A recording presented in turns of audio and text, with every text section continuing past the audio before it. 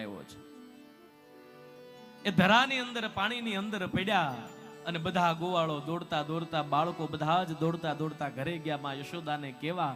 અને અહીંયા કૃષ્ણ સીધા જ પાણીની અંદર પડ્યા. પણ શું જોવે કે 1000 ફેણ સાથે કાલિય નાગ સૂતો છે, એની પત્નીઓ એના પગ દબાવે છે, એની સેવા કરે છે. અને એક બાળકને જોયો. આ બાળકને જોયો કે પેલા તો પાણીમાં આ બાળકને કઈ થયું નહીં, બીજું આ પાણીની અંદર ઝેર છે તો એનાથી આને કઈ થયું નહીં. તો આ અદ્ભુત બાળક છે. પણ આપણા સ્વામી જાગશે તો આને મારી નાખશે. કેટલો રૂપાળો છે, કેવા વાકડિયા વાળ છે. એને કહીએ કે તું વયો જા. અને પછી નાગણીઓ અને ભગવાન કૃષ્ણ વચ્ચે જે સંવાદ થયો, અને ઈ નરસિંહ મહેતા જ લખે છે. હે જળ કમળ છાંડી જાને બાળા, સ્વામી અમારો જાગશે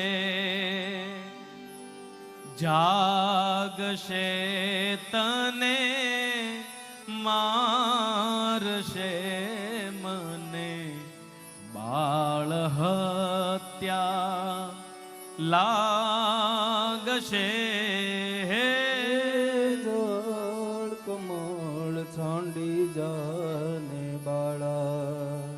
અને નાગણીઓ કહેવા લાગી, કહે બાળક તું માર્ગ ભૂલ્યો, કે તારા વેરીએ વળાવ્યો, નિશ્ચય તારો કાળજ ફૂટ્યો, અહીંયા તે સિદ્ધ આવ્યો. હે જળ કમળ છાંડી જાને બાળા. નાગડીઓએ વિચાર કર્યો કે આ બાળકને બીવડાવીને કાઢી જ મૂકીએ.